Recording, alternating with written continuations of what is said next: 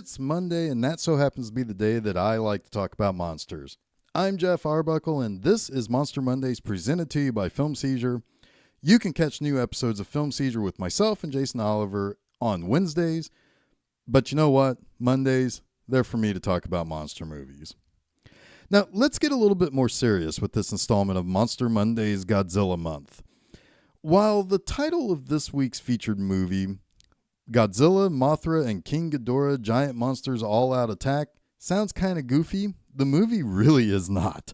But to better understand the tone of this movie, we should take a look at the 3, now maybe 4, and arguably 5 distinct eras of the Godzilla franchise. Everything we've talked about up to this point comes from the Showa period. The name Showa comes from the idea that these were all made during the reign of Showa Emperor Hirohito, who died in 1989. As stated previously, the movies began with a very dark overtone of the atrocities of nuclear power and man's interference with the natural order of the world, and devolved a bit in the mid-60s to early 70s into mostly entertainment for young children, like real young children. Allow me to use James Rolfe's own words when discussing the marketing of these films, like from this clip, Godzilla versus the Smog Monster. Targeting it towards kids. Little kids who get hopped up on sugar to the point that their brains operate on higher levels of existence and their supersensory nerves subject them to a fantasy world that exceeds that of an adult on the most powerful narcotics known to science. Yeah, so things got weird. Before the end of the Showa period, my absolute favorite Godzilla movie, Godzilla vs. Mechagodzilla, brought back a little more of the darker tones and was considerably more violent than several of the predecessors to that point. In the 80s, Godzilla made a return in the appropriately titled 1984 movie, The Return of Godzilla, and that was released here as Godzilla 1985. That launched what is called the Heisei period. The movie acted as a direct sequel to the original, with no others in between given any mention or consideration as canon. Not that it's really easy to say any of the previous 14 Godzilla sequels were truly all that easy to tie together in a real timeline that follows one cohesive story from Godzilla to Terror of Mechagodzilla, which was the final one in the Showa period, but I digress. The Heisei period created a single timeline, and the actual sequels that were built off of the previous movie. So it was from the time that 1984, when The Return of Godzilla came out, until its final movie in 1995, that was one continual timeline. Now, where this movie fits in is what's called the Millennium Era, which began in 1999 with Godzilla 2000. While there is a 2-part story with Godzilla against Mechagodzilla and Godzilla Tokyo SOS, the Millennium period treats each movie as its own timeline and its own direct sequel to the original 1954 film. So basically it would continuously ignore every sequel before, which the number of Godzilla movies were now numbering in the 20s, just to kind of give you an idea of how many movies were being ignored by the Millennium series.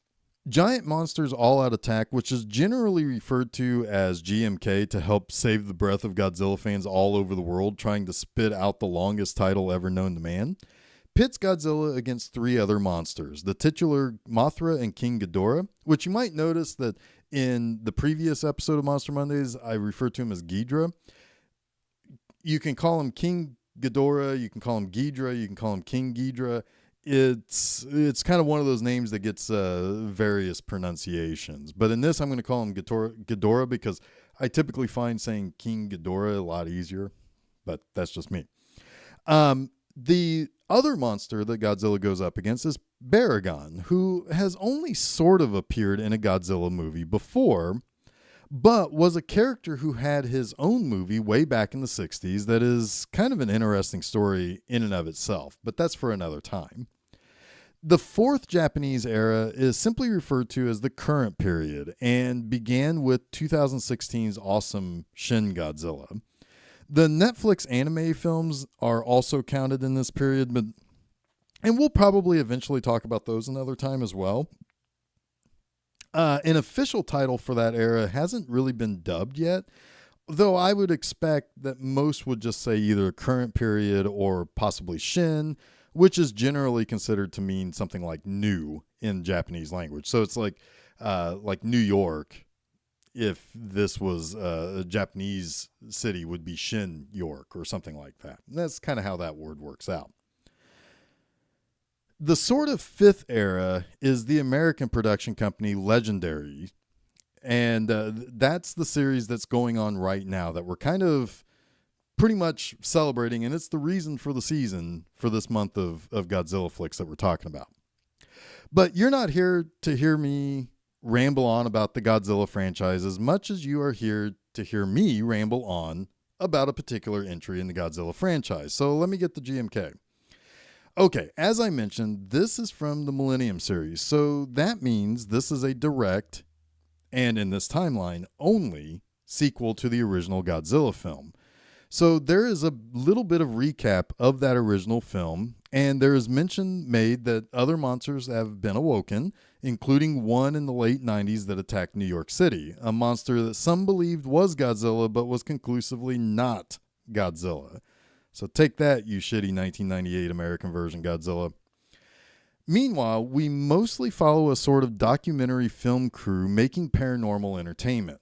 The main reporter, Yuri, begins learning of a series of guardian monsters. You see, there's a belief that Godzilla is something of a collection of souls of those who perished during World War II in the Pacific Theater. Basically, they are transforming him into a creature of vengeance for the modern day kind of trying to move on and forget the atrocities of war. Reading up on several legends from various people, including Native Americans from the Southwest and from various other native civilizations, she basically learns about how stones and how various cultures believe that stones would be able to record the souls of living beings, and that these stones could be what's helping kind of put these souls into Godzilla or into the various guardian monsters that we're going to see later in this movie. And she learns from an old man that, in fact, there are these stones that have these souls in them being collected right there in Japan. And really, that's what's being used to power all of the guardian monsters, for lack of a better term. Now, the only problem is that the guardian monsters are really only protecting the natural resources of Japan, the land, the mountains, the rivers, etc., not the people who live there. So when these monsters wake up, with Baragon being the first, he's this kind of four-legged monster with big floppy ears and a horn on his nose. And then you have Mothra. Of course, we all know who Mothra is. The third guardian is King Ghidorah. And yeah, it's Ghidorah. I mean, he's a good guy in this movie. This is the only time in which Ghidorah is looked at as anything other than a death machine. But however, as I was saying, that they're not really protecting the people of Japan. They're protecting the land, the actual physical manifestation of Japan as an island. So they're rampaging through and actually attacking people. And it's creating a bit of havoc with, the military trying to protect people. And they're kind of stuck between a rock and a hard place. These monsters are going to protect the land against Godzilla, but they may also be harming people who live on the land. So as Baragon awakens and stomps through the area around Fuji, Godzilla rises from the ocean and really starts messing lots of stuff up. Baragon is drawn to him, and the little guy starts a fight with Big G. And while he does some, burrowing to make Godzilla's footing unstable and such, he's really no match for Godzilla. Godzilla blast him like pretty easily with his atomic breath, and it's actually kind of tough to watch Baragon get beaten and kicked and ultimately disintegrated by the blast. Baragon's death begins to awaken Ghidorah. Meanwhile, the army tries to slow Godzilla, but it's no good. no big surprise there, I know. Mothra has cocooned and ready to hatch to take on Big G, and when Mothra and Ghidorah kind of eventually get to Godzilla, they kind of double up on Big G and start working him pretty good. Eventually, though, Godzilla kills Mothra and her essence goes into Ghidorah and transforms him into a bigger creature that they deem King Ghidorah. So there's actually a little bit of an explanation how he got that king title. King Ghidorah battles Godzilla in the bay before Godzilla ultimately destroys him. Now, Yuri's father, who's a military person that we had been kind of following throughout the story, is able to use a wound on Godzilla's body to basically get a missile to that wound and basically blow Godzilla up from the inside. However, we learn the heart of Godzilla still beats on the ocean floor. So that's one of the more interesting and best entries in the entire Godzilla franchise. But what did I like specifically about this movie? So let's talk about my 3 things that I like about Godzilla, Mothra, and King Ghidorah, Giant Monsters All-Out Attack. First, while the Godzilla movies in the Heisei era were much more adult in theme, bringing back as much of the tone of the original as it could, this movie shows just absolute disaster. People are much more the focus than the towns and cities being trampled. We are seeing much more of the personal effects these monsters have on the people. People are being hurt and killed, like brutally. When Godzilla first starts his rampage, he uses his atomic breath, and you see from a classroom of small children a flash and a mushroom cloud as the teacher realizes some real bad shit is going down. Now, we've always assumed the casualties of a giant monster attack is massive. This movie actually shows you people screaming and being flung around and so forth. One poor woman in particular survives her house being stepped on by Baragon, only to be killed in the hospital by Godzilla's tail smashing into the side of the building that her room is on. I mean, if you watch this movie on YouTube, it mentions viewer discretion. This is not a movie for children like the old Showa movies were. Second, as much as I love Godzilla as a hero, this redesign look used in this movie for him is threatening and foreboding. I mean, he's portrayed kind of as a demon, the collection of souls lost in World War II, angry that the people of the present are trying to forget the atrocities of that war. He's bigger, beefier, and he has pupilless white eyes. He's actually kind of scary to look at. So he's also this idea of these mythical explanations of what powers these monsters is an interesting concept too. I mean, it makes them a little sci-fi, a little mystical, and a little natural all tied into one. You still have these fantastical monsters, but they're driven to protect the world, but they're also predators and prey. Lastly, Godzilla movies have always been a balance between the human characters and the monsters. Often, the human storylines in the past movies have been weak or somewhat boring. Here, this movie feels much more complete. There's the Yuri storyline in which she's trying to uncover the truth over the existence of these creatures. There's the military and governmental storyline where they're trying to protect the citizens while also contemplating their past with World War II and Godzilla's first appearance and so forth.